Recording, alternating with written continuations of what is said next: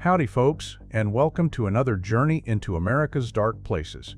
Today we're venturing deep into the heart of Florida's endless wetlands, where ancient cypress trees stand like cathedral pillars and Spanish moss drapes everything in shadow. This is the Florida Everglades, a place where reality bends, time stutters, and things that shouldn't exist leave footprints in the mud. Now before we dive into these chilling tales, I want to remind you that hitting that like button and subscribing really helps support this channel, and it won't cost you a dime. If we can push toward our goal together, I'll keep bringing you these deep dives into America's most mysterious places. This isn't your typical nature documentary, folks. We're exploring the other Everglades, the one that exists in whispers passed down through generations, in the wide-eyed accounts of park rangers who won't go on record, and in the shaking hands of hunters who've seen things that made them question everything they thought they knew about the natural world. Today, we're bringing 15 haunting legends back to life. Stories that have stalked these waters for generations. From phantom hitchhikers who've been trying to get home since 1947 to nuclear plant time loops that trap security guards in their own patrols. These tales prove that the Everglades isn't just America's most unique ecosystem, it's America's most haunted wilderness. So buckle up as we explore this dark place, where every rustling of sawgrass might be something watching, every splash in the distance could be something swimming toward you, and every legend carries a grain of truth stranger than fiction. The Sawgrass Siren. If I'm going to talk about legends in the Everglades that'll chill you to the bone, there's no better place to start than with the Sawgrass Siren. Deep in the heart of the 10,000 islands, where waterways twist like a maze and even GPS gives up trying, there's a woman who's been singing the same song for over a century. Locals call her the Sawgrass Siren, and if you're thinking Disney mermaids, you'd better think again. The legend began back in 1892 when a steamboat called the Molly was carrying passengers from Fort Myers to a remote trading post scattered throughout the Everglades.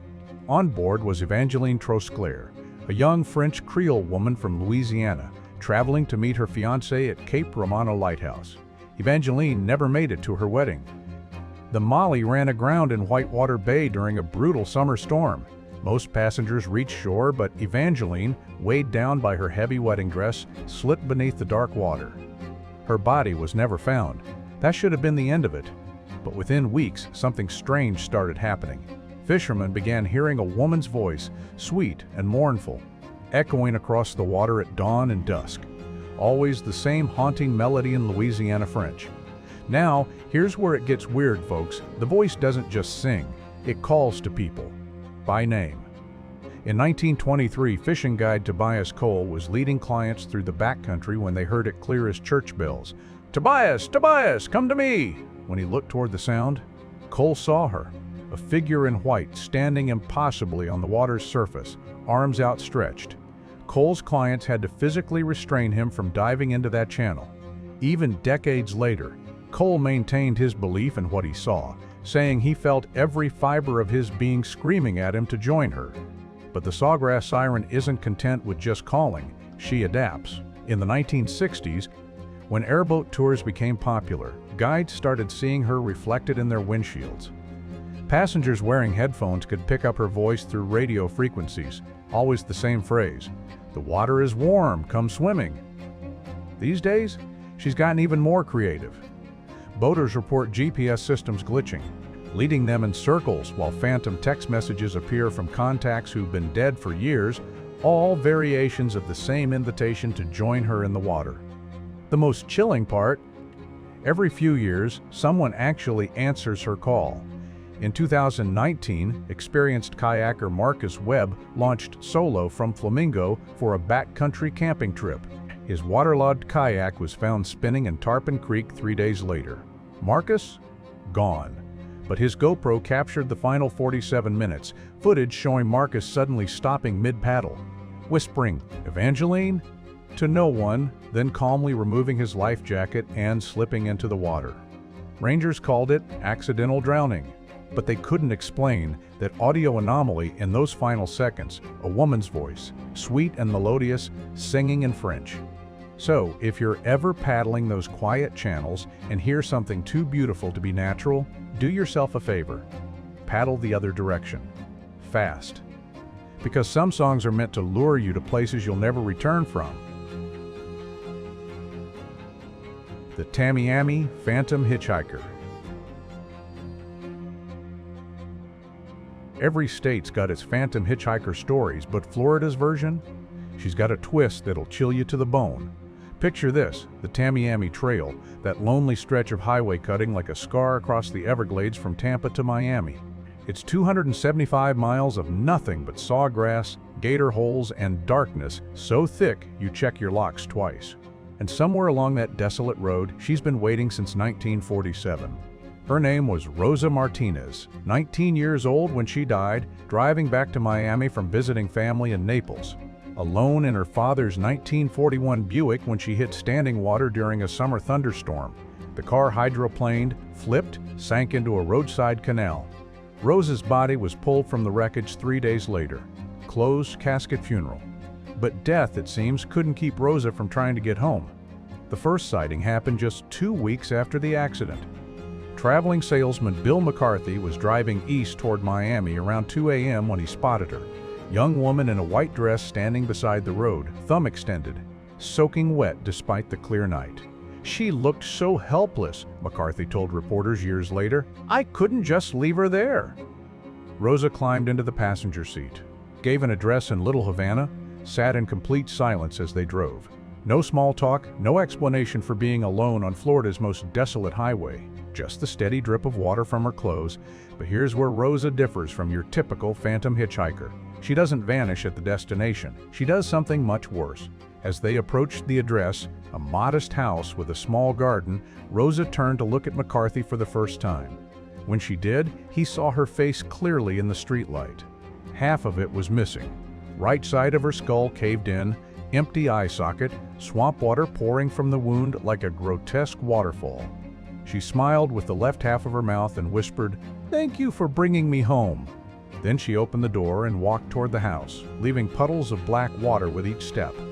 McCarthy watched her knock, saw an elderly woman answer and collapse in the doorway at the sight of Rosa. By the time McCarthy worked up courage to approach the house, both women had vanished.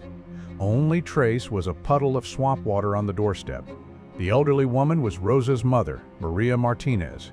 She confirmed her daughter had been appearing at her door every few months since the accident, always soaking wet, always with that terrible injury, always asking to come inside. "But I can never let her in," Maria told police through tears.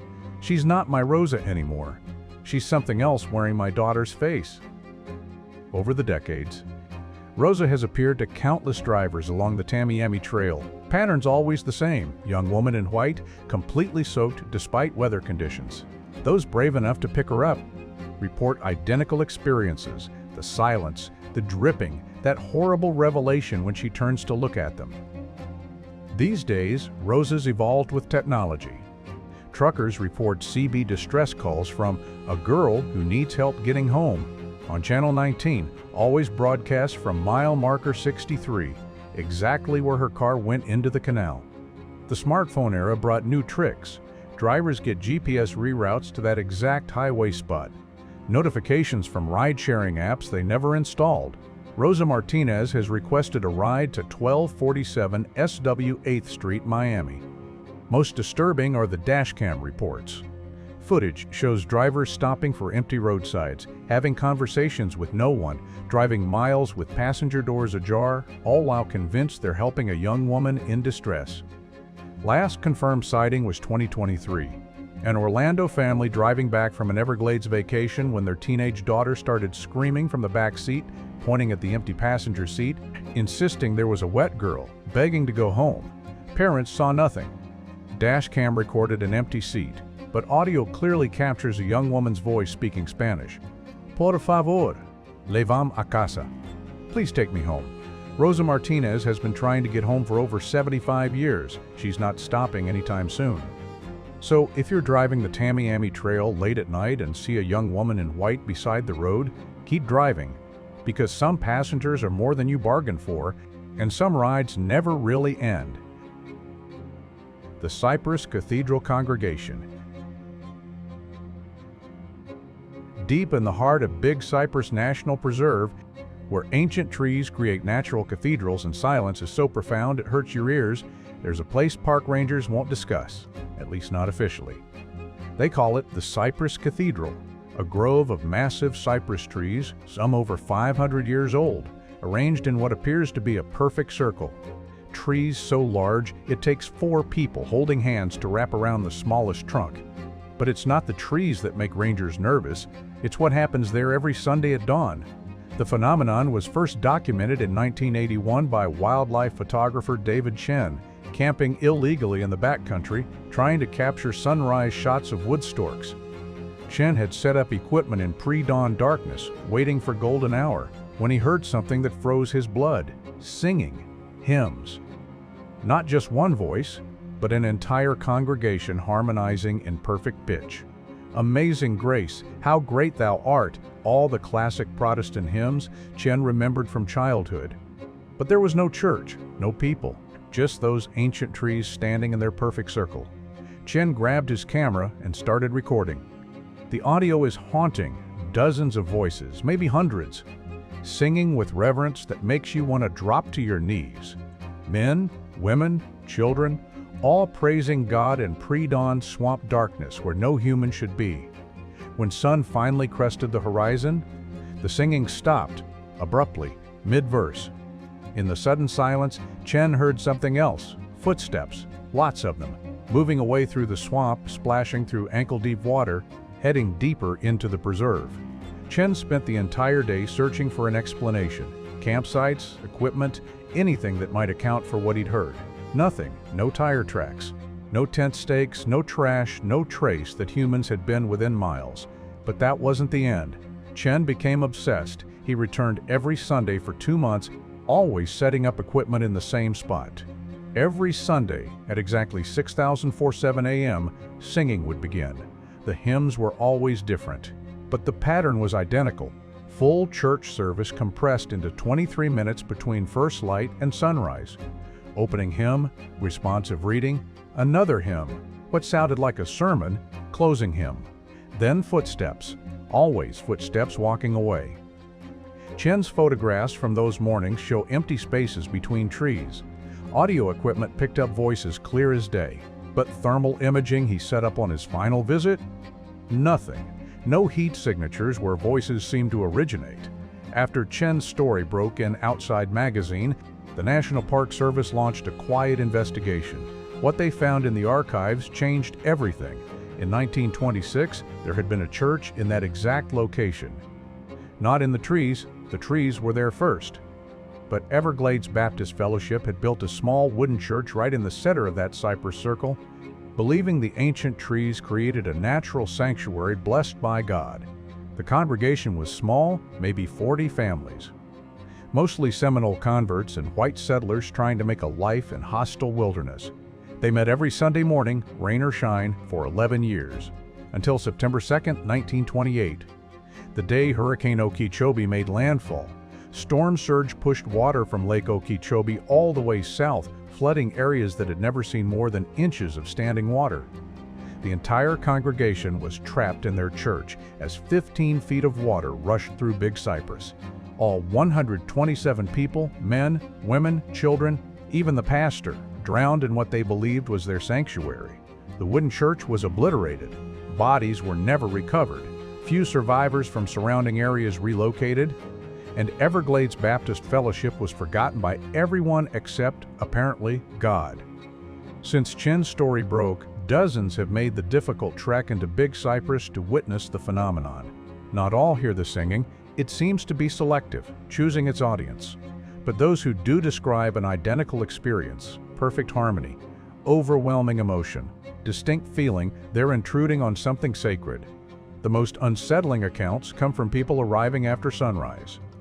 They report finding ground inside the cypress circle mysteriously dry despite heavy rains, with subtle depressions in the earth arranged like church pews.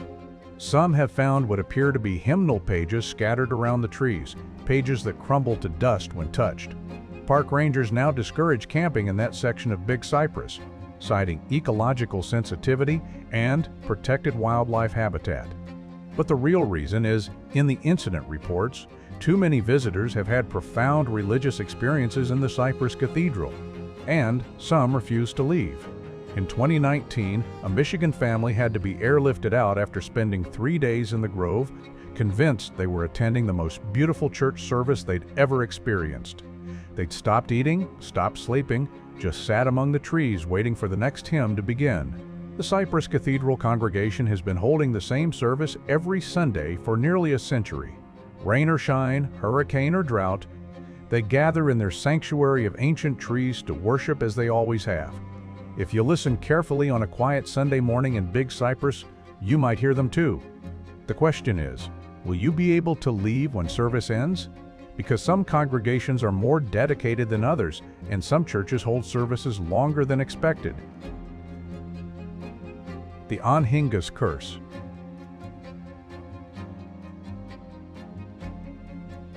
In the world of Everglades wildlife, most creatures mind their own business.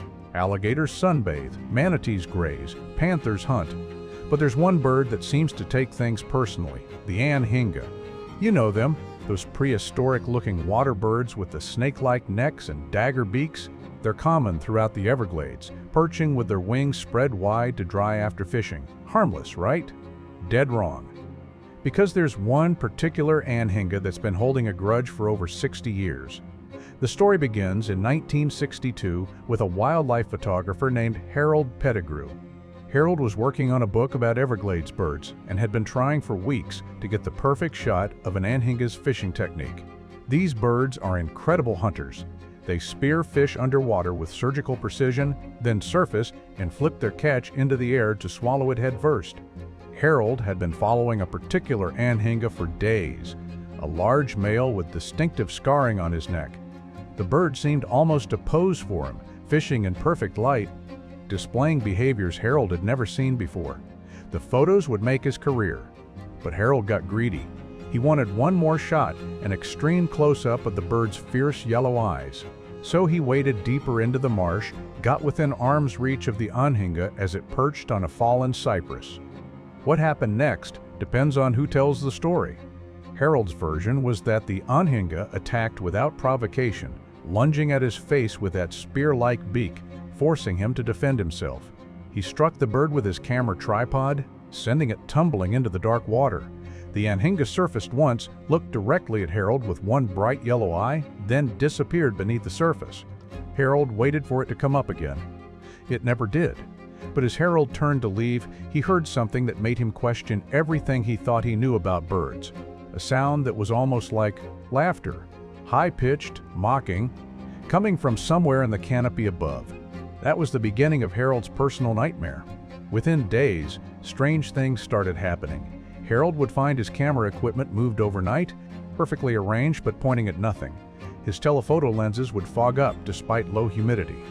Film would be ruined by mysterious light leaks that technicians couldn't explain. But the real harassment began when Harold was in the field. Every time he tried to photograph birds, any birds, an Anhinga would appear. Not just any Anhinga, the Anhinga, the same one he'd struck, the same scarring on its neck, but now with a visible injury to its left wing. Impossible? Absolutely. Harold had seen it disappear under the water. But there it was, perching exactly where Harold was trying to photograph other birds, spreading its wings to block the shot, staring at him with those piercing yellow eyes. Other wildlife photographers started noticing too. The Anhinga would appear in the background of their shots when Harold was around, always looking directly at the camera. Always with what Harold swore was malicious intelligence in its gaze. The harassment escalated. Harold would arrive at a location to find fish heads arranged in occult-looking patterns.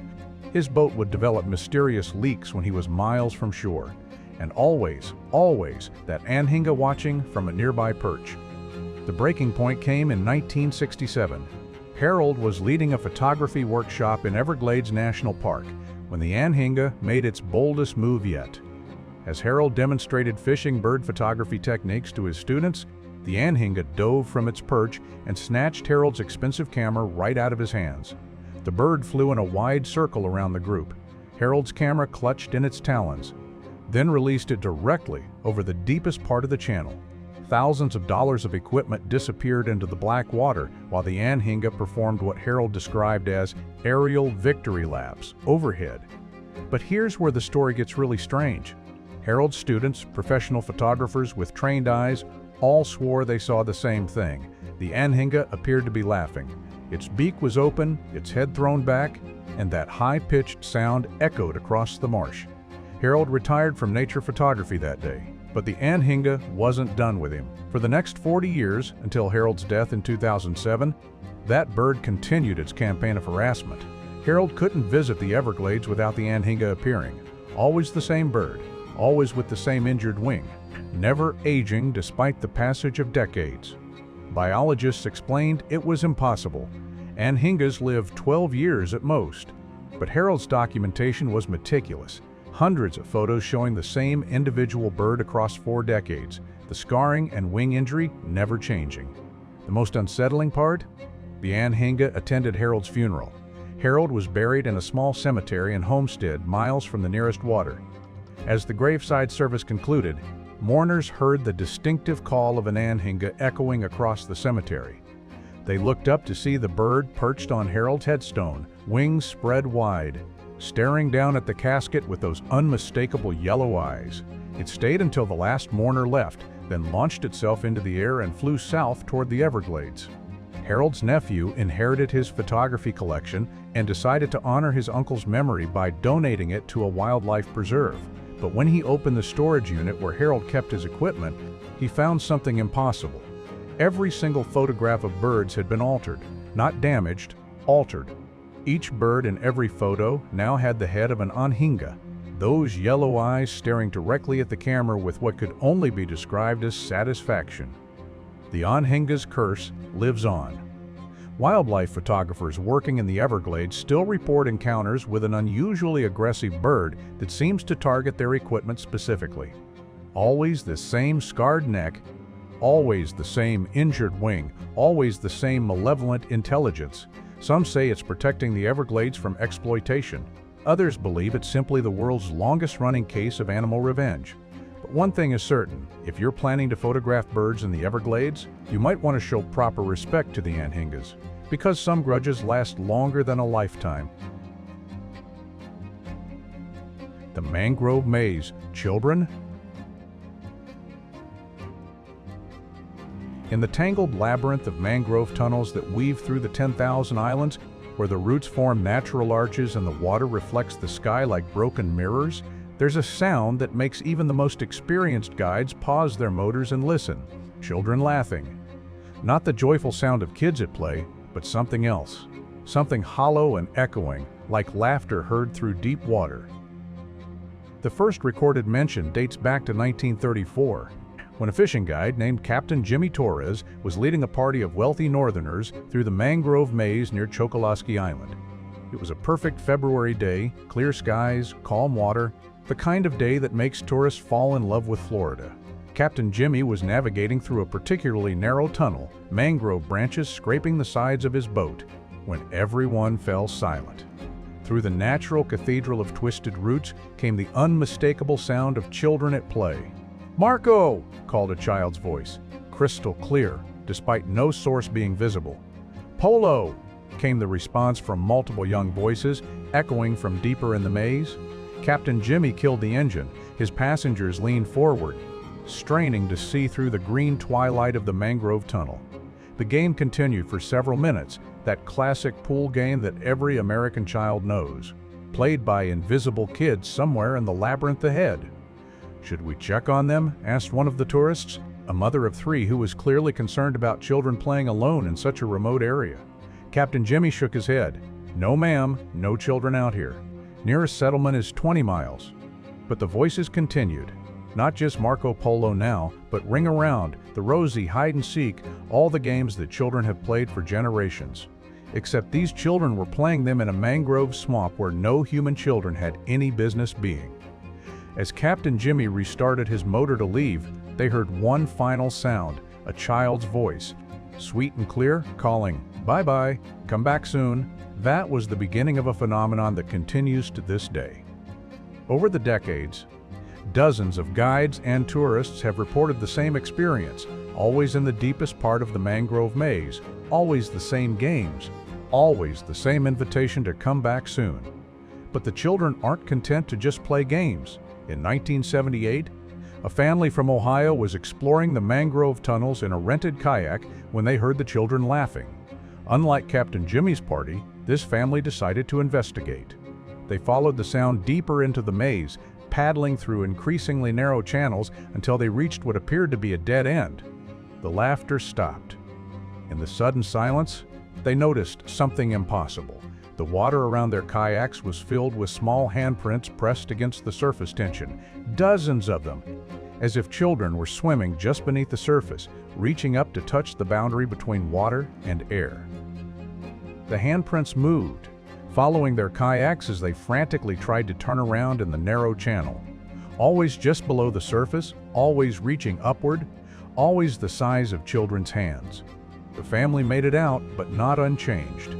Their 8-year-old daughter insisted she had made friends with the water children and began drawing pictures of children who lived in the green tunnels where it's always cool. The drawings were disturbing. Children with long, flowing hair that moved like seaweed. Children with skin that was pale green like sunlight filtering through water. Children whose eyes were too large, too bright, too knowing. Most unsettling of all, the daughter knew things about the mangrove children that she had no way of knowing. She knew their names: Sarah, Michael, Emma, Tommy. She knew they had been playing in the tunnels since the big storm came. Research into historical records revealed a chilling possibility. In 1926, Hurricane Okeechobee didn't just flood the inland areas. The storm surge also devastated the coastal communities of the 10,000 islands. Several families went missing during the hurricane, including children who were never found. Could the mangrove maze children be the spirits of those lost in the storm, or something else entirely? Modern encounters suggest the children have adapted to the times. Kayakers now report hearing the electronic beeps and chimes of handheld video games echoing through the tunnels. Tour groups have heard what sounds like children singing contemporary pop songs, their young voices echoing eerily through the natural acoustics of the mangrove cathedral. But the most disturbing recent development involves smartphones and GPS devices. Multiple parties have reported their electronics going haywire in the deepest part of the maze, with GPS screens showing their location as children's playground, despite being in the middle of a wilderness area. Some phones have even received text messages while in the maze, messages from contacts listed as mangrove friends with texts like, "Come play with us," and "The water is so nice today." Park Service officially attributes the sounds to acoustic anomalies created by the unique mangrove root structure. But their incident reports tell a different story. Too many visitors have become separated from their groups while following the children's voices. Too many search and rescue operations have been launched to find tourists who paddled deeper into the maze than they intended, drawn by the sound of kids at play.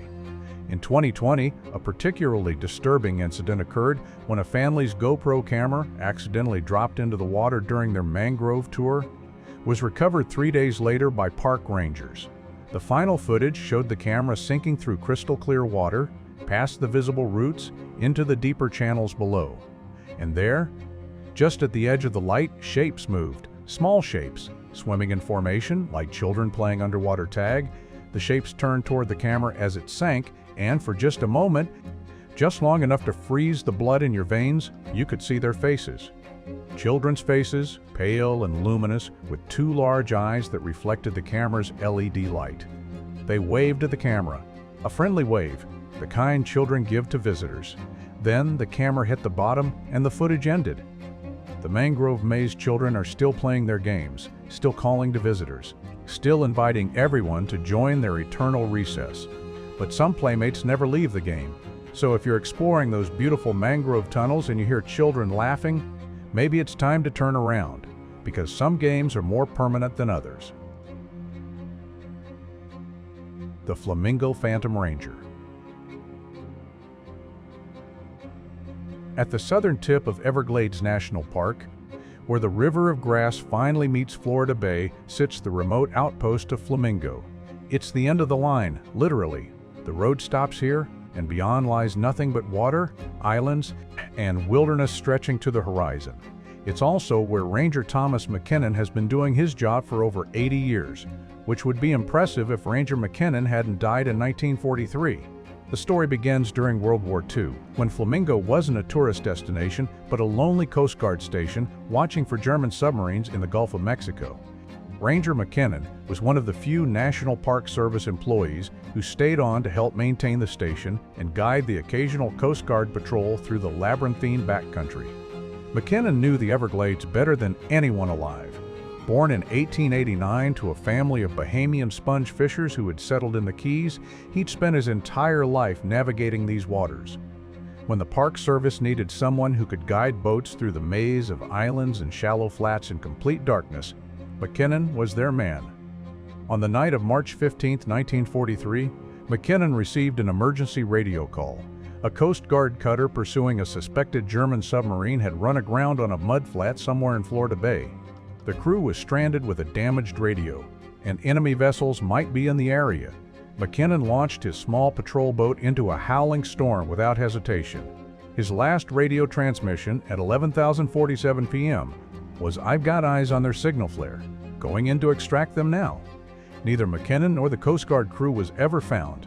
The storm passed, search planes scoured the bay for days, but it was as if both boats had simply vanished into the night.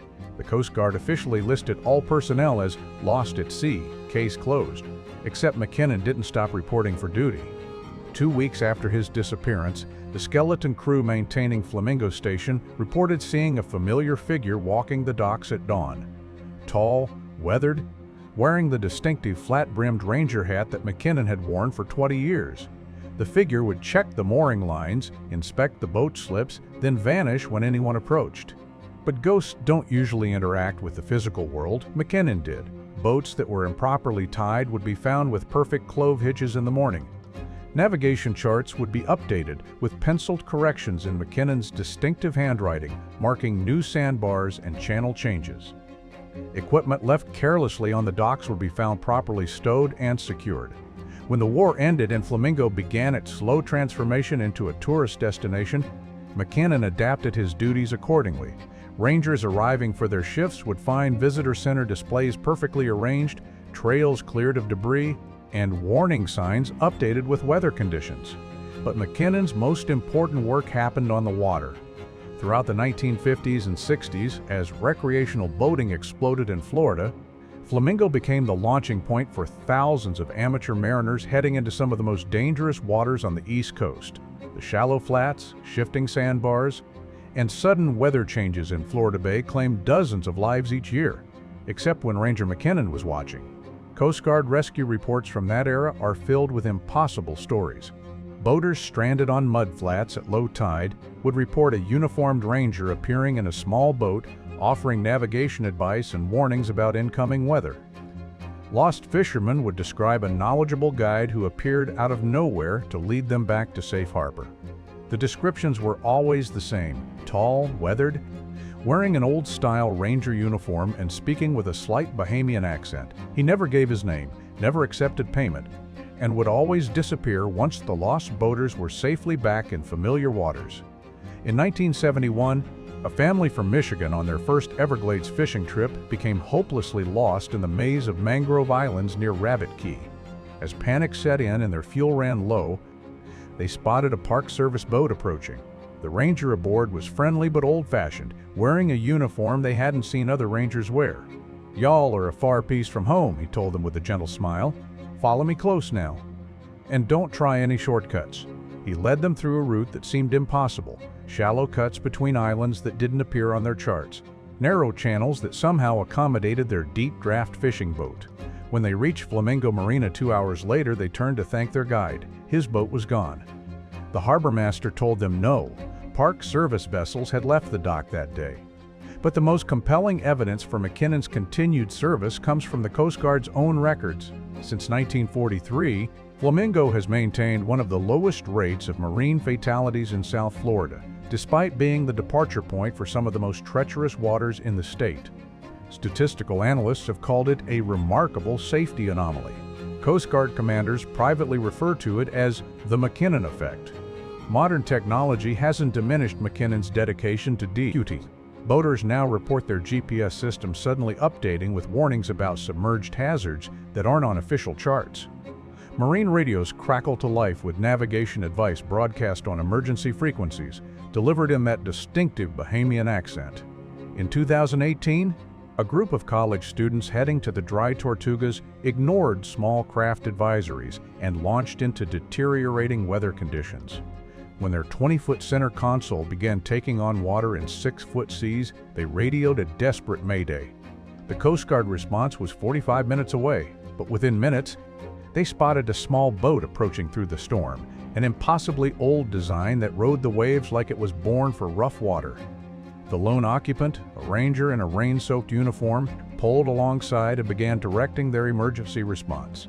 He threw them a pump to clear the water from their boat, radioed their position to the Coast Guard with coordinates that proved to be exactly accurate, and stayed with them until the official rescue arrived. When the Coast Guard cutter reached them, the students asked about the ranger who had helped them. The Coast Guard crew looked confused. Their radar had shown only one vessel in distress. No Park Service boats had been deployed in the storm. But the students had proof. Their waterproof camera had captured footage of the rescue, showing the mysterious ranger clearly. When they reviewed the video later, however, they noticed something impossible. The ranger's boat cast no reflection in the water. Ranger Thomas McKinnon continues his eternal patrol of Florida Bay, still helping lost boaters, still maintaining the docks at Flamingo, still doing the job he loved for over 8 decades after his death. Park Service employees have learned to work around him, leaving extra coffee in the break room. It's always gone by morning. Keeping his old office unlocked, the desk chair is sometimes warm despite no one using it, and never questioning when equipment problems mysteriously fix themselves overnight. Because some rangers never really retire, they just expand their patrol area to include the great beyond. The Loop Road Limousine.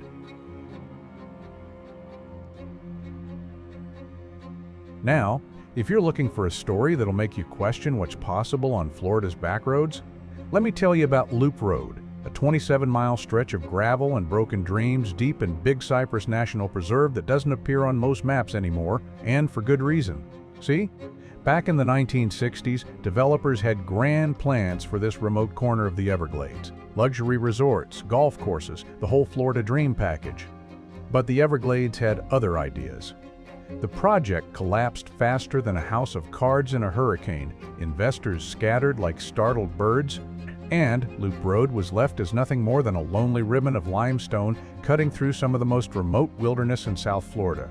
Most days, the only traffic you'll find consists of hunters, bird watchers, and the occasional lost tourist who took a wrong turn heading to Shark Valley. But every few months, usually during the new moon when darkness swallows the landscape whole, Loop Road gets a visitor that defies all logic, a 1973 Cadillac limousine. Pristine white, chrome bumpers gleaming like they just rolled off the showroom floor. And here's the kicker, it's completely impossible. The first documented sighting came in 1984 from a wildlife photographer named Rebecca Torres. Now, Rebecca wasn't some wide-eyed tourist. She was a professional who'd spent years in remote locations, camping along Loop Road to photograph owl behavior. Around 2 a.m. on what should have been a quiet night, she was jolted awake by the sound of a powerful engine approaching from the east. Through her tent window, she watched something that shouldn't exist, a massive white limousine gliding past her campsite, moving at exactly the speed limit despite the brutal gravel road that destroys undercarriages and turns luxury cars into expensive mistakes. The car was immaculate, not a speck of dust, not a scratch on the paint, as if it existed in some bubble separate from the harsh reality of Loop Road. But here's where it gets really strange. Rebecca grabbed her camera and followed those taillights until they disappeared around a bend. When she reached the spot where she'd lost sight of the car, she found something that made her question everything she thought she knew about physics. The road ended in a massive sinkhole that had been there for decades. There was nowhere for that limousine to go. But those tire tracks in the gravel led right to the edge and just stopped. Rebecca spent the rest of that night searching for some rational explanation. A hidden turnoff, a way around the sinkhole, anything that made sense. She found nothing. The limousine had simply vanished into thin air. But the Loop Road limousine was just getting started. Over the next 4 decades, dozens of people have reported encounters with this mysterious vehicle. The pattern's always the same: a pristine white Cadillac limousine traveling at exactly 45 mpto, appearing from nowhere and disappearing into impossibility. Hunters have watched it pass their tree stands in complete silence despite that powerful engine. Birdwatchers have photographed it through telephoto lenses, only to find their images show nothing but empty road. And everyone who's seen it asks the same question: who in their right mind would drive a limousine through the middle of nowhere? The answer might be Vincent "Vinny" Torino, a Miami-based real estate developer who vanished in 1973 along with his driver, his bodyguard, and $2.3 million in cash from a failed land deal. See? Vinny had been one of the original investors in that Loop Road development project, and when the scheme collapsed amid accusations of fraud and environmental violations, Vinny found himself owing money to some very unforgiving people. According to FBI files that were later released, Vinny's last known location was the Miccosukee restaurant on the Tamiami Trail, where witnesses saw him arguing with 2 unidentified men over a briefcase. Those witnesses said he looked terrified, a man who knew his time was running out. That night, Vinny climbed into his signature white Cadillac limousine and headed north toward what would become Big Cypress National Preserve. He was never seen again. Alive, anyway. The FBI search focused on developed areas, assuming it was a standard organized crime hit. They never thought to look along the abandoned roads of Vinny's failed development project, but locals did, and what they found in 1975 raised more questions than answers. A Miccosukee hunter discovered a white Cadillac limousine submerged in a remote pond about 5 miles off Loop Road. The car was stripped, no license plates, no VIN numbers, no identification. But it matched Vinny's car perfectly. Here's the thing, though: that pond was only accessible by airboat. There was no way to drive a car there, especially not a low-slung limousine. Yet there it sat, 12 feet underwater, like it had fallen from the sky. When authorities pulled the car out, it was empty. No bodies, no briefcase, no evidence of what happened to its occupants. The case went cold, filed away as another unsolved mob hit. But Vinny's limousine apparently had unfinished business. The most compelling encounter happened in 1997, when a family from Naples broke down along Loop Road after their SUV's transmission gave up the ghost. As they waited for help that might never come, AAA doesn't exactly service Loop Road, they saw headlights approaching through the darkness. The white limousine pulled up beside them and stopped. The rear window rolled down, revealing a middle-aged man in an expensive suit, sweating profusely despite what must have been air conditioning. "You folks need help?" he asked in a thick New York accent that seemed wildly out of place in the remote Everglades. The family explained their situation. The man nodded sympathetically and handed them a business card. "My driver knows these roads. Follow us out." For the next hour, the limousine led them slowly along Loop Road to the Tamiami Trail, hazard lights flashing, ensuring the broken SUV could keep up in first gear. When they reached the main highway, the family pulled over to thank their good Samaritan. The limousine was gone, vanished without a trace. And when they looked at the business card in the morning light, they found it was from a real estate company that had been out of business for over 20 years. The name on the card: Vincent Torino, senior partner. Now, you might think that's where this story ends, but modern encounters have taken on an even stranger quality. Drivers with dash cams report their equipment malfunctioning when the limousine appears, recording only static or impossibly overexposed footage. GPS systems recalculate routes to avoid the phantom vehicle, as if it were a physical obstacle too large to pass. Most disturbing are the recent reports from drivers who've broken down along Loop Road. Their cell phones, which usually have no service in that remote area, suddenly receive calls from blocked numbers. When they answer, they hear a panicked voice with that distinctive New York accent: "Listen to me carefully. They're coming. You need to get out of there now. Follow the white car when it comes." Minutes later, the limousine appears. In 2019, a wildlife biologist's trail camera captured the most compelling footage yet. The camera recorded the white limousine passing at 31:17 a.m. But here's what made investigators take notice. Thermal imaging revealed the car had no heat signature, no engine heat, no body heat from occupants, no tire friction from contact with the road. It was driving itself, or being driven by something that generates no heat. The Loop Road limousine continues its eternal patrol through Big Cypress, still trying to complete whatever business brought Vinnie Torino to those remote roads back in 1973. Whether he's still trying to reach a meeting, escape his pursuers, or find his way back to Miami, no one knows. But if you're ever driving Loop Road late at night and you see those pristine headlights in your rearview mirror, don't be afraid to follow. Vinnie Torino may be dead, but he's apparently still in the business of helping people find their way out of the wilderness. Some debts, it seems, can only be paid in kindness. The Turkey Point Time Loop. Just south of Miami, where urban sprawl finally surrenders to wilderness, sits Turkey Point Nuclear Plant, a massive complex of cooling canals and reactor domes that marks the boundary between civilization and the Everglades. It's also where time occasionally forgets how to work properly. The phenomenon was first documented in 1987 by a security guard named Marcus Rivera, patrolling the perimeter during the graveyard shift. Turkey Point runs around the clock, and someone always has to keep watch over the miles of security barriers separating the nuclear facility from the surrounding wetlands. It was routine work until the night Marcus's watch started running backwards. At 2004:07 a.m., Marcus was checking his rounds when he noticed something that made his blood run cold. His digital watch showed 2004:06 a.m., then 2004:05 a.m. The seconds were counting down instead of up, like time itself was rewinding. Marcus assumed it was equipment failure until he heard something that would haunt him for the rest of his career, his own voice coming from his radio, announcing his arrival at Checkpoint 7. But Marcus was standing at Checkpoint 12. He grabbed his radio and called dispatch. "Control, this is Rivera. I've got some kind of equipment malfunction here. My watch is running backwards, and I'm hearing my own voice on the radio." The response chilled him. "Rivera, you just called in from Checkpoint 7 30 seconds ago. Are you feeling all right?"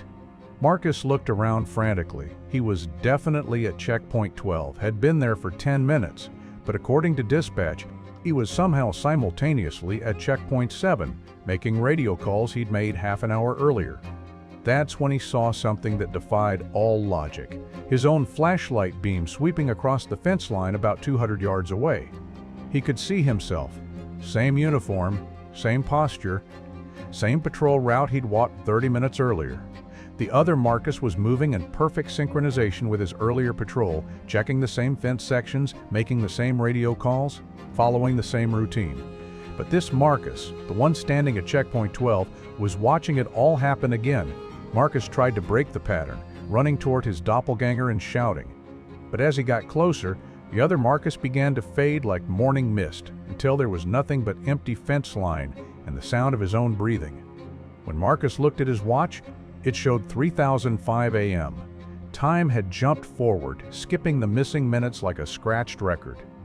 The Turkey Point Time Loop, as guards began calling it, followed a predictable pattern. It only occurred during night shifts, always in the same section of perimeter fence, and always lasted exactly 28 minutes and 17 seconds. During that time, guards would experience their patrol routine repeatedly, trapped in a temporal echo chamber. But the phenomenon wasn't limited to security personnel. In 1992, marine biologist Dr. Sarah Chen was conducting water quality tests in the cooling canals when she found herself caught in her own time loop. "Dr. Time!" Chen was collecting samples from Canal 7 when her equipment started showing impossible readings. Water temperature fluctuating wildly, 85 degrees, then 91 degrees, then back to 85 in a perfect cycle. That's when she heard her own voice calling out temperature readings from across the canal. She looked up to see herself, another doctor. Chen, collecting samples from the exact same location, following the same protocol she'd completed 20 minutes earlier. The loop lasted until sunrise, with Dr. Chen watching herself repeat the same test over and over while being unable to interact with her temporal duplicate. When it finally ended, her equipment had recorded 47 separate water samples, all identical, all taken from the same location at impossible intervals. Nuclear plants generate massive electromagnetic fields, and Turkey Point's reactors create some of the strongest EM signatures in the southeastern United States. The theory that emerged was that this electromagnetic energy, interacting with limestone formations riddled with underground caves, might be creating localized distortions in space-time. It sounds like science fiction, but the evidence is compelling. Security cameras have recorded guards appearing to patrol the same fence section multiple times simultaneously. Motion sensors have detected the same person triggering alarms in different locations at precisely the same moment. Most disturbing are the psychological effects. Guards report feeling like they're watching themselves from outside their own bodies and experiencing memories of things that haven't happened yet. In 2018, the phenomenon evolved. Instead of just replaying past events, the Turkey Point time loop began showing possible futures. Guards reported seeing themselves responding to security breaches that hadn't happened yet, evacuating areas for emergencies still hours away. On 3 separate occasions, guards who experienced these future loops were able to prevent actual incidents by recognizing situations they'd already seen themselves handle in temporal displacement. Recent encounters suggest the phenomenon is expanding. Drivers on nearby Card Sound Road report GPS systems showing their location as places they'd been hours earlier. Boaters in Card Sound Bay find their fish finders displaying depth readings from previous trips, as if the water remembered their earlier visits. Whether it's a window into parallel realities or simply the world's strangest equipment malfunction, the Turkey Point time loop continues to challenge our understanding of how time works near high-energy electromagnetic sources. And sometimes, the Everglades remember things that haven't happened yet. The Shark Valley Serpent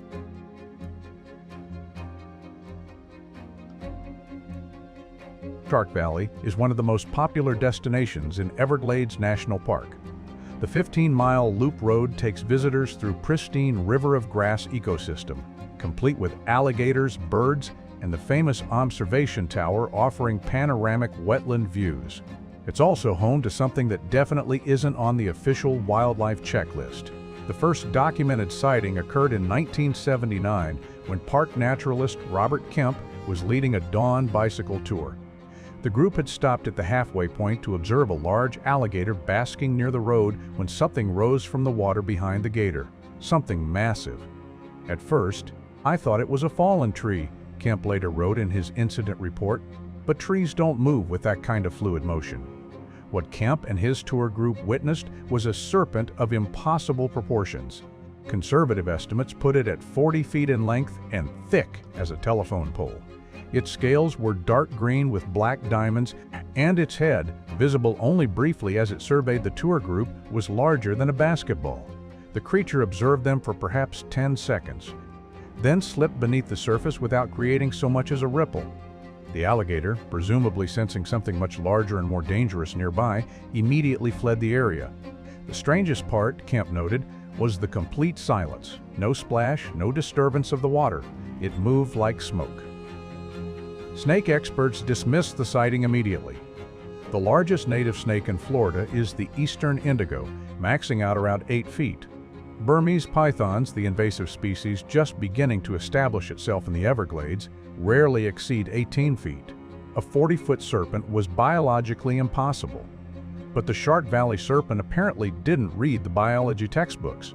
Over the next decade, sightings accumulated. Always in remote sections where tour groups rarely venture. Always the same description: massive, dark-scaled, moving with impossible silence through water that should have been too shallow to conceal something so large. In 1987, Dr. Lisa Rodriguez, a herpetologist from the University of Miami, captured the first photographic evidence. Through her telephoto lens, she watched what she assumed was a fallen log begin to undulate. As she adjusted focus, she realized she was looking at a serpent of unprecedented size moving through the marsh. The head was completely out of proportion to any known species, Dr. Rodriguez later wrote. The scale pattern was consistent with a python, but the size was beyond anything documented in North America. Her photographs, while not perfectly clear due to distance and vegetation, show an unmistakable serpentine form. Photo enhancement experts confirmed the images hadn't been manipulated. But the Shark Valley Serpent wasn't content to simply be photographed. It wanted to be remembered. In 1994, a family from Ohio was bicycling the loop when their 12-year-old son Tommy fell behind. As his parents waited, they heard him scream.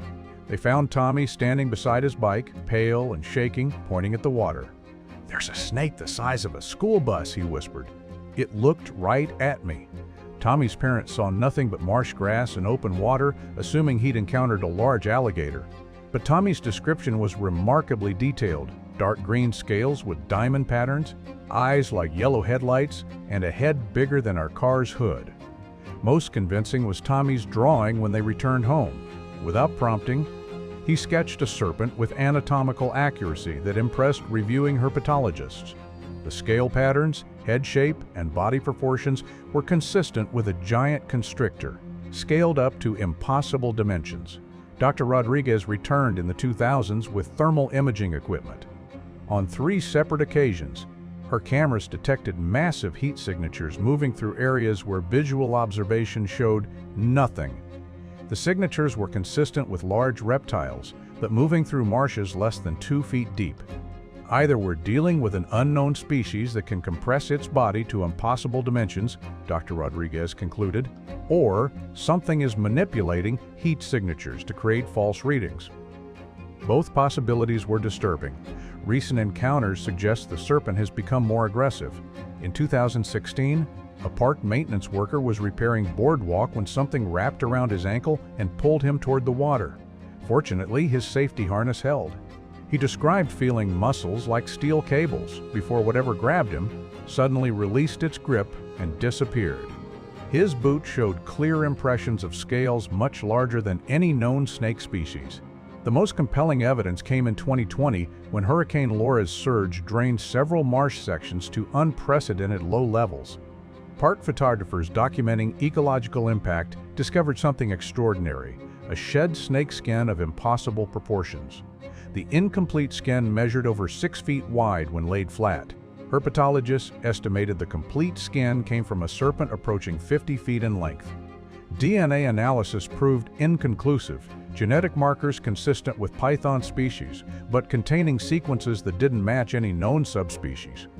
The skin was quietly transferred to the Smithsonian and has never been officially acknowledged by the Park Service. Today, park rangers unofficially advise visitors to stay on designated paths and avoid leaning over railings in remote areas. The official reason: protection of sensitive wetland habitats. The real reason is that some things living in the Everglades are bigger than we want to admit and hungrier than we'd like to imagine. If you're planning a visit to Shark Valley, enjoy the wildlife viewing and beautiful scenery. But if you see something moving through the marsh that's too big to be an alligator and too fluid to be a log, maybe it's time to pedal a little faster. Some mysteries are better observed from a safe distance, and some serpents are better left undisturbed in their ancient domain. The Corkscrew Swamp Midnight Mass. The Corkscrew Swamp Sanctuary, managed by the National Audubon Society, is famous for its ancient bald cypress trees and diverse wildlife. The 2.25-mile boardwalk winds through 11,000 acres of pristine wetlands, offering visitors a glimpse of Florida as it existed centuries ago. During daylight hours, it's a peaceful place of natural beauty. After midnight, it becomes something else entirely. The phenomenon was first documented in 1983 by sanctuary night watchman Carl Brennan. Making his routine security rounds when he heard something that made him question his grip on reality, the sound of a church organ echoing through the swamp. Not just any organ music, sacred hymns played with the kind of reverence usually reserved for Sunday morning services. Holy, Holy, Holy drifted through the ancient cypress trees, followed by Amazing Grace and How Great Thou Art. Carl followed the sound deeper into the swamp, his flashlight beam cutting through Spanish moss and shadows. The music grew stronger as he approached the cathedral-like grove of old-growth cypress that formed the sanctuary's heart. And that's where he found them. Gathered in the natural amphitheater formed by massive tree trunks were dozens of people, all dressed in formal church attire from what appeared to be the 1920s. Men in dark suits and bow ties. Women in long dresses and elaborate hats. Children in their Sunday best. They were singing, all of them, voices harmonizing perfectly in the humid night air. But here's the thing, there was no organ. The music Carl had followed was somehow emanating from the congregation itself, as if their voices were creating not just melody but the deep, resonant tones of a pipe organ. Carl stood transfixed at the gathering's edge. The congregation faced the largest cypress tree, where a man in clerical robes led the service. Carl couldn't make out the words, but the rhythm was unmistakably that of a traditional church service. As the service concluded, the congregation began dispersing in small groups, walking back into the swamp's darker recesses. Carl tried to follow, but they seemed to dissolve into shadows and Spanish moss like morning mist. By the time Carl reached where the service had been held, there was no trace of the gathering. No footprints in soft earth, no disturbed vegetation, no indication that dozens of people had just been standing there singing hymns. But the mystery deepened when Carl researched the sanctuary's history. In 1926, the area that would become Corkscrew Swamp was home to a religious community called the Cypress Fellowship. Founded by charismatic preacher Reverend Ezekiel Morrison, the fellowship believed true worship required communion with God's unspoiled creation. Every Sunday, regardless of weather, the congregation gathered among ancient cypress trees for outdoor services. They believed this cathedral of trees was more sacred than any man-made church, and worshiping in the swamp brought them closer to divine truth. The fellowship grew to nearly 200 members before tragedy struck during 1928's hurricane season. The entire Cypress Fellowship, men, women, children, and Reverend Morrison were attending their weekly service when Hurricane Okeechobee's outer bands reached southwest Florida. Storm surge and flash flooding trapped the congregation in low-lying swamp areas. All 147 members perished in what newspapers called a tragedy of misplaced faith. Their bodies were never recovered, presumed lost in the maze of channels and sinkholes honeycombing the swamp. The tragedy effectively ended religious gatherings in Corkscrew Swamp until it became a protected sanctuary in 1954. But the Cypress Fellowship apparently never received word that their church had been disbanded. Since Carl's initial encounter, dozens of night security personnel, researchers, and maintenance workers have witnessed the midnight mass. The pattern's always the same: traditional hymns echoing through trees, a formally dressed congregation appearing among ancient cypress, and a complete service conducted in the natural cathedral where the fellowship once worshipped. Dr. Michelle Torres, an acoustic researcher from Florida State, spent 3 months in 2019 studying the phenomenon. Her equipment recorded the hymns clearly, confirming the music was real. But spectral analysis revealed something impossible. The voices contain harmonic frequencies that human vocal cords cannot produce, Dr. Torres wrote. It's as if the congregation is somehow accessing the resonant frequency of the cypress trees themselves, using the entire swamp as a natural organ. Even more disturbing was her discovery that the hymns being sung were specific arrangements used only by the Cypress Fellowship, preserved in church records from the 1920s. The congregation wasn't just singing generic religious music, they were performing their own liturgy, exactly as they had nearly a century ago. Modern encounters have taken on an interactive quality. In 2021, wildlife photographer James Murphy was documenting night-blooming orchids when he stumbled upon the midnight mass in progress. Instead of observing from a distance, Murphy found himself drawn into the service. The congregation turned to welcome him, gestured for him to join their singing, and handed him what appeared to be a hymnal bound in weathered leather. Murphy later described feeling an overwhelming sense of peace and belonging as he sang with the Cypress Fellowship. The hymnal felt real in his hands, pages were genuine paper, and he could read words clearly despite the darkness. When the service ended, Murphy tried keeping the hymnal as proof. But as the congregation dispersed, the book dissolved in his hands like sugar in rain. Murphy's photographs show him standing alone among cypress trees, apparently singing to no one. But the audio track captures dozens of voices harmonizing around him, and thermal imaging revealed multiple heat signatures surrounding his position. The Corkscrew Swamp Midnight Mass continues every Sunday at the stroke of midnight, a sacred service that's been in continuous session for nearly a century. The Cypress Fellowship has never missed a Sunday, despite being technically dead for most of that time. Park officials discourage night visits, citing concerns about disturbing nocturnal wildlife. But the real reason is that some congregations are more dedicated than others, and some churches hold services longer than expected. If you're ever near Corkscrew Swamp on a Sunday night and you hear organ music drifting through darkness, you're welcome to attend.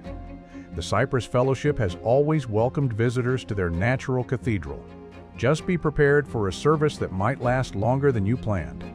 Because some congregations take their time with worship, and eternity is a long time to sing hymns. The Big Cypress Smoke Jumper. In the vast wilderness of Big Cypress National Preserve, where wildfires can burn for weeks through remote sawgrass prairies and cypress domes, firefighting is a specialized and dangerous profession. When ground crews can't reach a blaze, they call in the smoke jumpers, elite firefighters who parachute directly into burning wilderness. But there's one smoke jumper who's been working Big Cypress fires for over 40 years, without aging a day, taking orders from no command center and fighting blazes that officially don't exist. The story begins in 1982 when lightning ignited what became known as the Devil's Garden Fire, a massive blaze burning nearly 50,000 acres over 6 weeks. Among firefighting crews battling the inferno was smoke jumper Danny Castellanos, a 28-year-old veteran with an exceptional record and reputation for taking calculated risks to save lives. On July 23rd, Castellanos received orders to jump into a remote fire section where ground crews reported trapped civilians. It was a dangerous assignment. The fire was creating its own weather, generating winds that could shift direction without warning. Castellanos jumped anyway. His last radio transmission at 30:47 p.m. was, "I've got eyes on the target zone. Going in for extraction." The fire overran his position within minutes. By the time ground crews reached the area where Castellanos had landed was a moonscape of ash and charred stumps. Despite extensive searching, his body was never found. Smoke jumper Danny Castellanos was officially listed as killed in action, another hero who gave his life protecting Florida's wilderness. Except, Danny didn't get the memo about being dead. 2 weeks after the Devil's Garden Fire was contained, a crew battling a smaller blaze in the same area reported seeing a lone smoke jumper working ahead of their line. The figure was cutting fire breaks with impossible speed and efficiency, always staying ahead of ground crews, always disappearing before they could make contact. The incident commander tried radioing the unknown smoke jumper but received no response. Aircraft surveillance confirmed a lone figure working the fire, but no smoke jumper units had been deployed that day. When the fire was finally contained, investigators found perfectly cut fire breaks in areas where no firefighter had been assigned.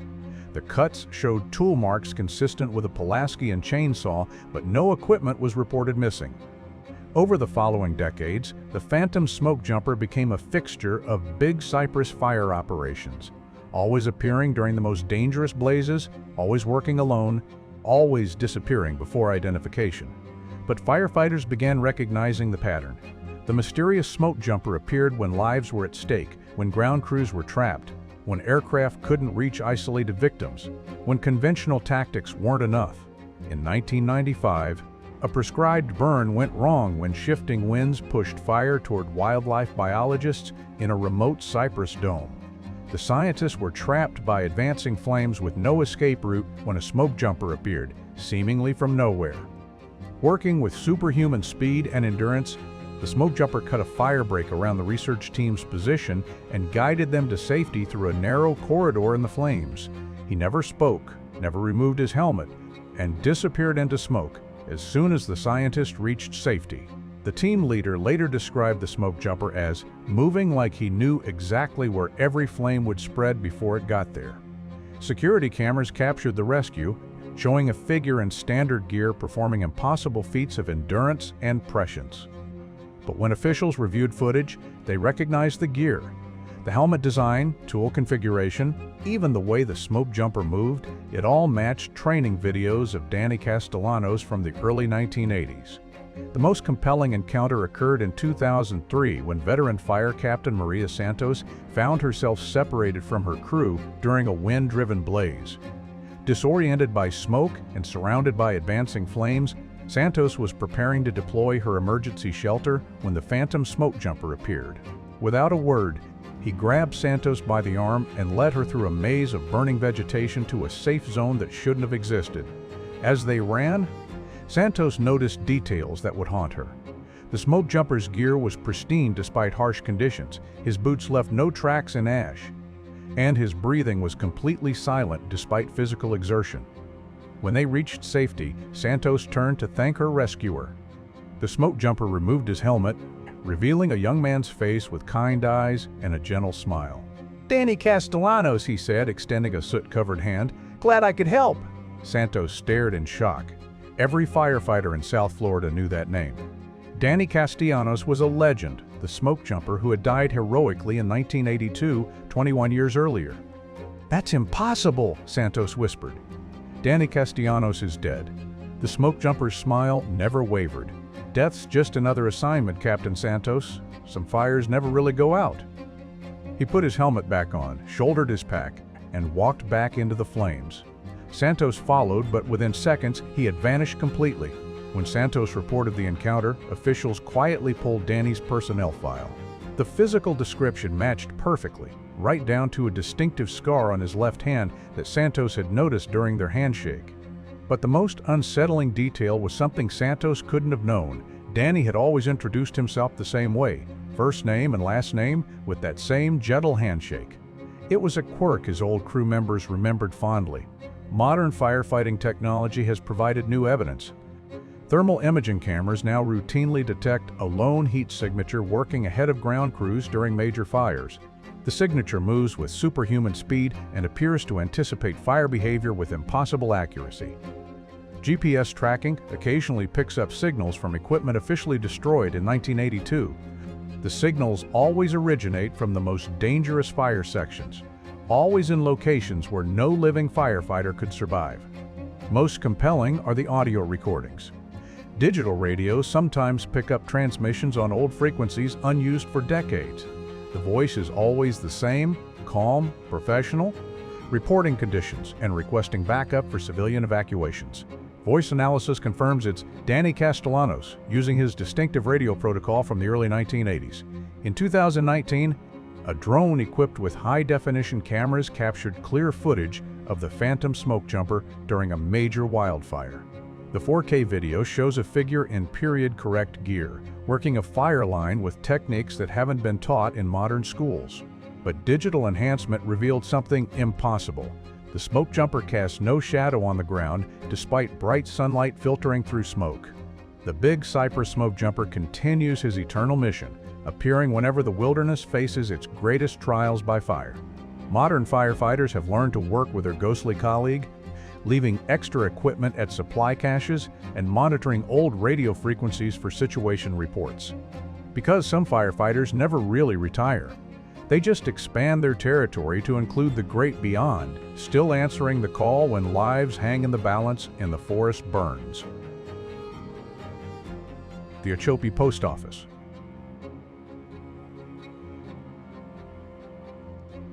Postmaster, in the tiny community of Ochoape, deep in Big Cypress National Preserve, sits the smallest post office in the United States.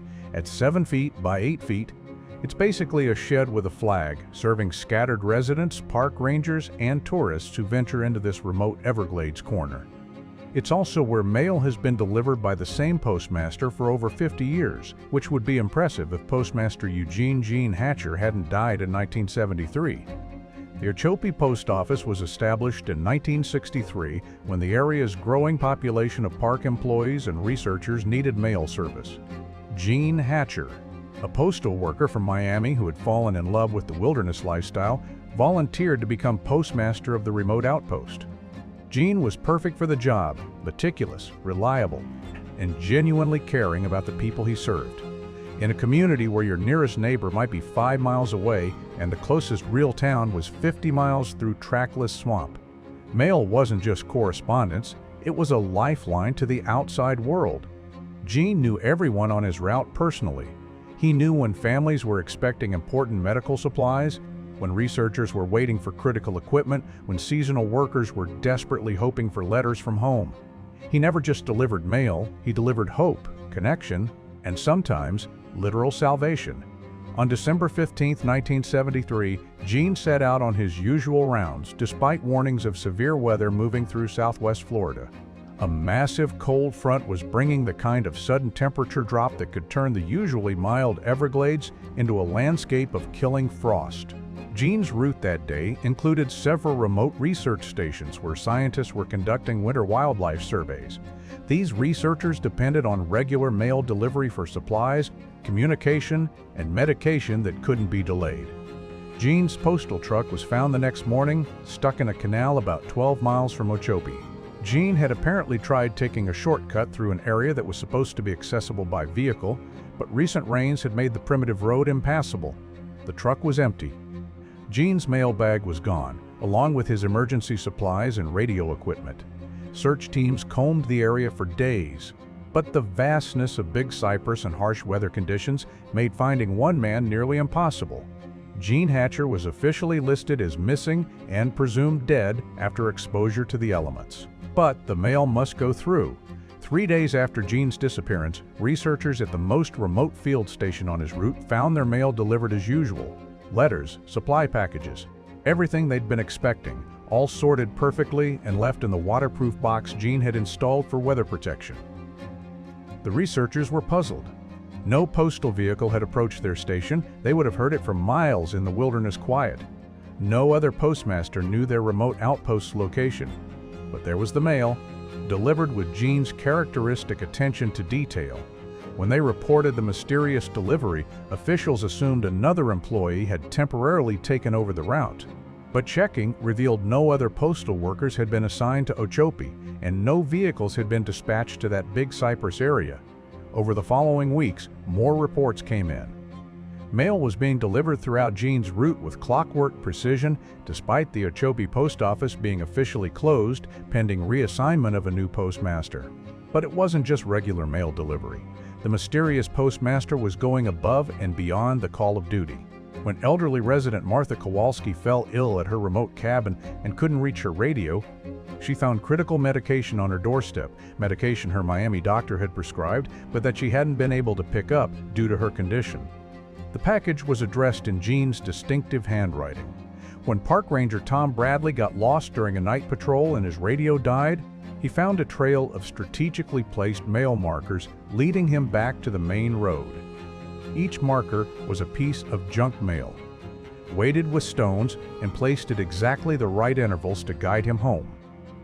The new postmaster assigned to Okeechobee in January 1974 quickly realized he wasn't working alone. Mail would be pre-sorted when he arrived each morning. The most urgent packages would be set aside for priority delivery, and routes would be optimized with notes written in an unfamiliar hand. It's like having a very dedicated assistant who works the night shift, Postmaster Bill Rodriguez told his supervisor. Someone who knows this route better than I ever will. Rodriguez learned to work with his invisible colleague. He would leave questions about difficult addresses or special delivery requirements on his desk at night and find detailed answers in the morning. The handwriting was always the same, neat, precise, and somehow familiar to longtime residents who remembered Gene. But the Phantom Postmaster wasn't content to just help with paperwork. He was still making his rounds. Throughout the 1980s and 90s, residents of the most remote areas around Okeechobee continued receiving mail delivery from a postmaster they never quite managed to see clearly. Always glimpsed at a distance, always in the familiar Postal Service uniform, always driving what appeared to be Gene's old mail truck, despite that vehicle having been scrapped decades earlier. The most compelling evidence of Gene's continued service came in 1999, when Hurricane Irene caused massive flooding throughout Big Cypress.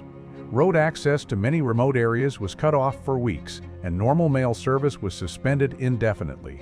But not for Gene. Throughout the flood, residents in the most isolated areas continued receiving mail delivery by airboat. The Phantom Postmaster had apparently adapted his methods to changing conditions, using whatever transportation was necessary to complete his appointed rounds. Postal inspectors investigating reports of unauthorized delivery found airboat tracks leading to flooded mailboxes throughout the preserve. The boat appeared to follow Gene's old route perfectly, reaching areas that would require intimate knowledge of waterways and channels that change seasonally. Modern technology has provided new glimpses of the phantom postmaster at work.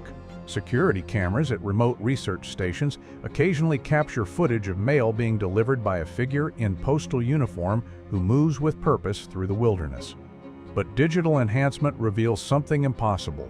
The figure appears translucent, and the mail truck shows signs of rust and damage consistent with a vehicle that's been underwater for decades.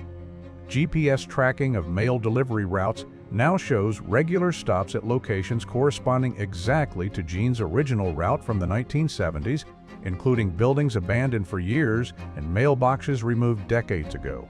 The Achapi Post Office continues being the smallest in America, serving a community scattered across one of the nation's most remote wildernesses.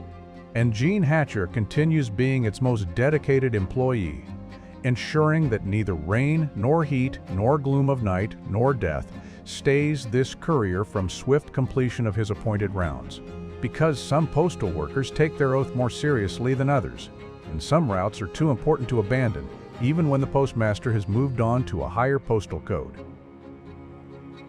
The Arthur R. Marshall Loxahatchee Time Photographer. At the northern edge of the Everglades, where the River of Grass begins its slow journey south to the sea, lies the Arthur R. Marshall Loxahatchee National Wildlife Refuge. It's 221 square miles of preserved northern Everglades habitat, home to endangered species and pristine wilderness. It's also where time apparently has a sense of humor. The phenomenon was first documented in 1995 by wildlife photographer Marcus Chen, working on a book about endangered birds in the Everglades. Marcus had received special permits to photograph in restricted refuge areas, specifically targeting the rare Everglades snail kite. Marcus was an experienced photographer who'd spent decades documenting wildlife worldwide. He understood animal behavior, light conditions, and the patience required to capture perfect shots. What he didn't understand was how his photographs were showing things that hadn't happened yet. The first incident occurred while photographing a great blue heron fishing in the refuge's marsh. Marcus spent 3 hours waiting for the perfect moment when the heron would strike at a fish. He captured rapid-fire images as the bird hunted, then packed up and headed home. When Marcus developed the film, he found something impossible. The sequence showed the heron's fishing attempt, successful strike, and the bird flying away with its catch. But interspersed with these images were photos showing the same heron in the same location during different seasons. One image showed the heron fishing in summer conditions, bright green vegetation and full water levels. The next showed the identical bird in identical pose during what was clearly winter, brown vegetation and low water typical of dry season. Another showed spring conditions with new growth and nesting activity. Marcus had photographed the heron across multiple seasons in a single afternoon. Thinking his camera had malfunctioned or his film was damaged, Marcus returned the following week with fresh equipment. This time, he was photographing alligators basking in morning sun. The results were even more disturbing. His photographs showed not just the alligators he'd observed, but the same alligators at different sizes, in different positions, and in various stages of growth. Baby alligators that weren't present during his shoot appeared in several frames, along with the same individuals as adults years later. One particularly unsettling image showed an ancient alligator with distinctive scarring that refuge managers recognized immediately. Big Charlie had been a legendary Loxahatchee resident for over 40 years, known for his massive size and unique battle scars. But Big Charlie had died 3 years before Marcus's visit. Yet there he was in Marcus's photograph, alive and sunning himself in perfect clarity. Marcus began documenting his experiences meticulously. Each visit to Loxahatchee produced photographs that seemed to access multiple time periods simultaneously. Images from a single roll of film would show the same locations during different decades, different weather patterns, different ecological conditions. But the phenomenon wasn't random. The temporal displacement seemed to follow specific patterns related to wildlife behavior and seasonal cycles. Marcus's photos were capturing the refuge's ecosystem across time, showing eternal rhythms of nature that transcend human concepts of linear time. The photographs were showing statistically accurate representations of seasonal and behavioral patterns that could only be documented through decades of observation. It's as if the camera is accessing the refuge's ecological memory, Dr. Hayes theorized. Every behavior, every seasonal change, every natural cycle that has occurred in this ecosystem is somehow being recorded and occasionally accessed by photographic equipment. But the temporal photography wasn't limited to wildlife. Marcus's images began showing human activity across different time periods as well. In one photograph of a seemingly empty boardwalk, careful examination revealed ghostly figures of visitors from different eras. Park rangers from the 1980s in distinctive uniforms walked alongside modern tourists, while researchers from various decades conducted studies in the same frame. Most unsettling were photographs showing indigenous peoples who had lived in the area centuries before the refuge was established. These images captured Seminole families, fishing and hunting in locations that were now protected wilderness, their activities overlapping temporally with modern conservation efforts. The phenomenon attracted other photographers, but attempts to replicate Marcus's results proved frustratingly inconsistent. Some experienced similar temporal effects, while others captured only conventional images. The time photography seemed to require specific conditions that researchers couldn't reliably reproduce. Marcus's documentation revealed that temporal effects were strongest during ecological transition periods, dawn and dusk, seasonal changes, and weather fronts. During these liminal moments, the barrier between past, present, and future seemed most permeable. In 2003, Marcus captured what many consider the most important temporal photograph in the refuge's history. While documenting restoration efforts in a previously degraded area, his camera recorded not just current restoration work, but the area's complete ecological timeline. The image showed the same location as pristine wetland before human impact, as drained farmland during the mid-20th century, as degraded habitat during environmental crisis years, and as restored ecosystem in the present. Multiple time periods existed simultaneously in a single frame. Environmental scientists studying the photograph found it more accurate than decades of historical documentation. The temporal image revealed ecological details that had been lost to time, species distributions, water levels, vegetation patterns that informed current restoration efforts. Marcus's final visit to Loxahatchee in 2019 produced his most profound temporal photographs. By then in his 70s and battling illness, Marcus seemed to intuitively understand that he was documenting not just the refuge's past and present, but its future as well. His last roll of film showed Loxahatchee across multiple future scenarios, some showing continued conservation success with thriving wildlife populations, others showing effects of climate change and development pressure. The photographs seemed to show possible futures rather than fixed destiny. Marcus died 6 months later, leaving behind a collection of temporal photographs that continues to baffle scientists and inspire conservation efforts. His images are displayed at the Refuge Visitor Center, though most visitors assume they're conventional wildlife photography taken over many years. But staff members know better. They've seen the metadata showing impossible temporal ranges captured in single shooting sessions. They've verified locations and identified individuals, both animal and human, across decades of refuge history. The Anhinga Trail Temporal Loop. The Anhinga Trail in Everglades National Park is probably the most famous half-mile of boardwalk in America. This elevated walkway through Taylor Slough offers visitors guaranteed wildlife viewing. Alligators, birds, turtles, and the trail's namesake Anhingas are always visible from convenient platforms. It's also where the same family has been trying to finish their nature walk for over 30 years. The phenomenon was first noticed by park interpreters in 1992 when visitor services began receiving identical complaint letters from a family named the Hendersons. The letters, sent monthly, described their frustration with the poorly maintained trail that never seems to end properly. Had visited Anhinga Trail during their Florida vacation and found the experience disappointing and confusing. They complained that the boardwalk seemed to loop back on itself, that wildlife viewing signs provided contradictory information, and that they had walked for hours without reaching the end of what was advertised as a 30-minute nature trail. Park staff initially assumed the letters were from confused tourists who'd gotten lost on one of the longer nearby trails. But the complaints kept coming month after month, year after year, with identical details and identical frustrations. In 1995, park interpreter Janet Williams decided to investigate. She'd been receiving Henderson complaint letters for 3 years and was puzzled by their consistency. The family described wildlife sightings, weather conditions, and trail features with remarkable accuracy, but insisted they'd been unable to complete the short loop trail. Williams began monitoring Anhinga Trail more closely during her shifts. The trail receives thousands of visitors daily, making it difficult to identify specific individuals, but she started watching for families matching the Henderson description. On a humid Tuesday morning in June, Williams spotted them. The Henderson family was exactly as described in their letters, a middle-aged couple with 2 children, walking slowly along the boardwalk and pointing at wildlife. They were dressed in early 1990s vacation attire and carried equipment that looked slightly outdated compared to contemporary camera gear.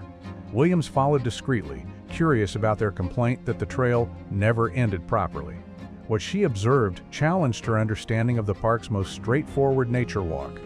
The Hendersons were walking the trail correctly, stopping at designated viewing areas and reading interpretive signs with obvious enjoyment. But when they reached what should have been the end of the loop trail, they somehow continued walking on boardwalk that shouldn't have existed. Williams watched them disappear around a bend that she knew led to a parking area, but when she followed, they were nowhere to be found.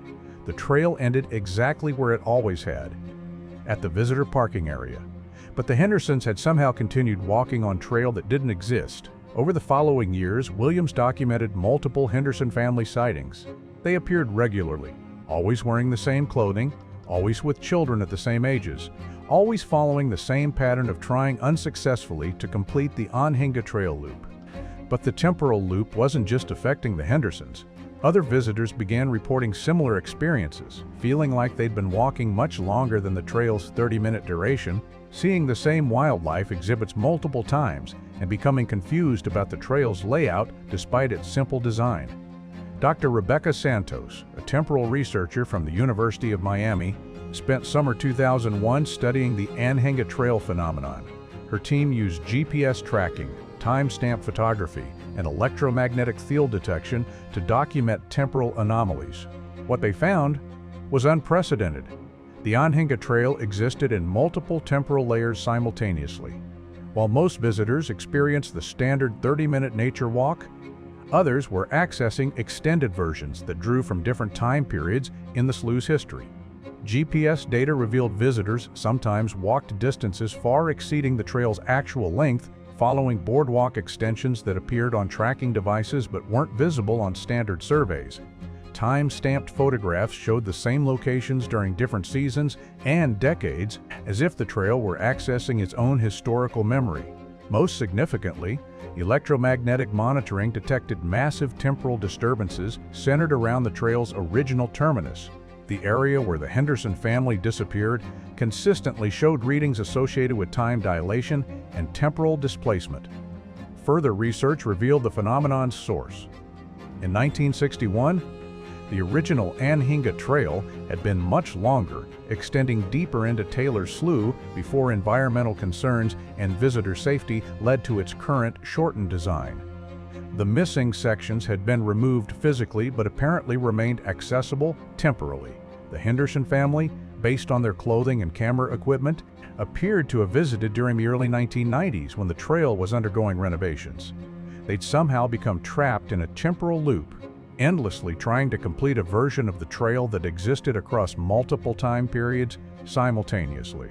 But the Hendersons weren't the only family caught in the loop. Park records revealed similar reports dating back to the trail's 1950s construction. Families from different decades had reported identical experiences, walking longer than expected, seeing contradictory signage, and being unable to complete what should have been a simple nature walk. In 2018, the phenomenon evolved.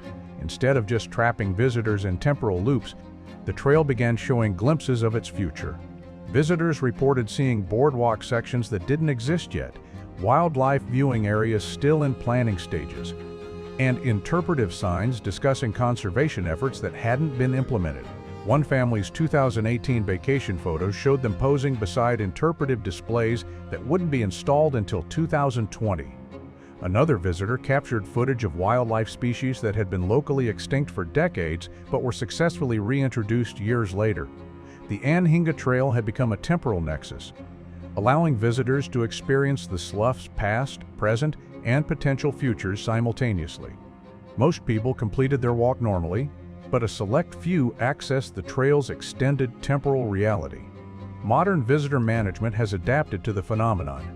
Park interpreters now carry radio equipment to track visitors who might be experiencing temporal displacement, and trail maps include warnings about occasional extended walking times due to environmental factors.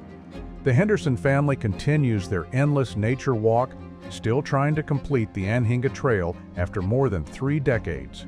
Their complaint letters arrive monthly, now handled by a special department that files them with understanding rather than confusion. Because some nature walks last longer than expected, and some families are more dedicated to finishing what they started than others. In the Everglades, even the shortest trails can lead to journeys that span decades. The Royal Palm Visitor Center, After Hours. The Royal Palm Visitor Center is the gateway to Everglades National Park for most visitors. Located at the park's main entrance, it welcomes nearly 1 million people annually with exhibits, educational programs, and access to the famous Anhinga and Gumbo Limbo trails. But after the last tour group leaves and the lights go down, the Royal Palm Visitor Center transforms into something else entirely, a place where the park's entire 75-year history plays out nightly in an endless loop of dedication, discovery, and protection. The phenomenon was first documented in 1987 by night security guard Thomas Rivera. Thomas had been working the graveyard shift at Royal Palm for 6 months when he noticed that the visitor center wasn't as empty as it should be after closing time. It started with footsteps, the unmistakable sound of people walking through the exhibits, stopping to read displays, and murmuring appreciative comments about the park's wildlife and history. But when Thomas investigated, he found the building completely empty. The sounds weren't coming from outside, they were definitely interior footsteps moving through the main exhibit hall, browsing the bookstore, and gathering in the auditorium for what sounded like ranger presentations. Thomas initially assumed he was hearing residual sounds from the day's activities, some kind of acoustic echo effect common in large public buildings. But the phantom visitors weren't just making noise, they were interacting with the exhibits. Display cases would be found rearranged in the morning, with brochures and materials organized differently than they had been left by daytime staff. Interactive exhibits showed signs of use despite being locked after hours. The auditorium's presentation equipment would be warm, as if it had been running overnight programs for invisible audiences. But the most compelling evidence came from the visitor center's climate control system. Automatic sensors designed to conserve energy by monitoring occupancy consistently detected large numbers of people in the building during overnight hours when it should have been empty except for those. The occupancy sensors weren't malfunctioning. They were detecting real body heat, real movement, and real crowds of people experiencing the exhibits exactly as daytime visitors did. Thomas began documenting his encounters more systematically. Using night vision equipment and digital recorders, he captured evidence of the phantom visitors' activities. The audio recordings were particularly revealing. They captured not just footsteps and conversation, but specific educational programs that the park had offered during different periods of its history. Thomas recorded ranger talks about park wildlife that used scientific names and conservation information from the 1950s and 60s. He documented educational presentations about Everglades ecology that reflected the understanding of different eras in park management. Most remarkably, he captured audio of visitors asking questions and expressing wonder about the Everglades in language and accents that suggested they came from different decades. Dr. Sarah Chen, a historian specializing in National Park Service operations, became fascinated by Thomas's documentation. Her analysis revealed that the phantom visitors were experiencing Royal Palm Visitor Center programs from across the entire history of Everglades National Park. It's as if every visitor who ever walked through that building left some kind of temporal imprint, Dr. Chen theorized. The center is replaying 75 years of educational programs, visitor experiences, and conservation awareness simultaneously. But the phenomenon wasn't just historical replay. The phantom visitors were also experiencing programs and exhibits that hadn't been created yet. Thomas's recordings captured educational presentations about Everglades restoration projects that were still in the planning stages, conservation success stories that wouldn't occur for years, and wildlife recovery programs that existed only as proposals in park management documents. The visitor center was somehow accessing not just its past, but its potential futures as well. In 1995, Thomas's overnight shift coincided with a particularly intense manifestation of the phenomenon. Instead of just hearing phantom visitors, he began seeing them. The main exhibit hall filled with people from different eras of American tourism. Families in 1950s vacation attire walked alongside modern visitors in contemporary outdoor gear. Park rangers from different decades led simultaneous educational programs, their voices harmonizing in an impossible chorus of conservation education. Thomas watched visitors from the park's early years react with wonder to exhibits about wildlife species that would later become endangered, while phantom visitors from future decades celebrated conservation success stories that hadn't happened yet. But the most profound moment came when Thomas realized he could interact with the temporal visitors. A young boy from what appeared to be the 1960s asked Thomas about the alligators on Anhinga Trail, speaking with the innocent curiosity that defined childhood encounters with wild Florida. Thomas found himself giving an impromptu educational presentation to an audience that spanned 7 decades of park visitors, sharing conservation knowledge that bridged the gap between the park's founding mission and its ongoing evolution. Modern manifestations of the phenomenon have incorporated contemporary technology in remarkable ways. Security cameras now capture footage of phantom visitors taking selfies with exhibits using cameras that don't exist, checking smartphones for information about wildlife that won't be discovered for decades, and participating in virtual reality educational programs that are still in development. The visitor center's Wi-Fi system occasionally detects connection attempts from devices with MAC addresses that won't be manufactured for years, as future phantom visitors try to access information about park programs that exist only in planning documents. But the most touching aspect of the Royal Palm phenomenon is its demonstration of the park's enduring mission. Across all time periods, the phantom visitors show the same sense of wonder, the same desire to learn about and protect the Everglades, and the same appreciation for the wilderness that drew them to the park. Children from the 1950s and children from the 2020s react with identical excitement to their first glimpse of an alligator. Families separated by decades share the same moments of connection with nature. Conservationists from different eras unite in their dedication to preserving America's most unique ecosystem. The Royal Palm Visitor Center continues to serve its educational mission around the clock, welcoming visitors from across time who share a common love for the Everglades. After hours, it becomes a celebration of everything the National Park Service represents: education, conservation, and the eternal human desire to connect with the natural world. Current visitor center staff have learned to work with their temporal colleagues, leaving educational materials arranged for overnight programs and ensuring that exhibits are maintained to serve visitors from all eras simultaneously. Because some visitor centers never really close, they just expand their hours to include all of time, ensuring that the mission of education and conservation continues for visitors from past, present, and future who share the dream of protecting America's most remarkable wilderness. And there you have it, 15 tales from the Florida Everglades that prove once and for all that this isn't just America's most unique ecosystem, it's America's most haunted wilderness. From the Sawgrass Siren still singing her eternal song to phantom visitors experiencing Royal Palm's educational programs across 7 decades of time, the Everglades exist in dimensions we barely understand. This is a place where time moves differently, where the boundaries between natural and supernatural dissolve like morning mist, and where every legend carries a grain of truth that's stranger than fiction. These aren't just campfire stories. They're windows into a world where physics works differently, where consciousness persists beyond death, and where the wilderness itself seems to remember everything that has ever happened within its boundaries. The Spanish called this place Pahayoki, the grassy water. The Seminoles knew it as a sacred place where the spirit world touched our own. Modern science recognizes it as one of Earth's most complex ecosystems.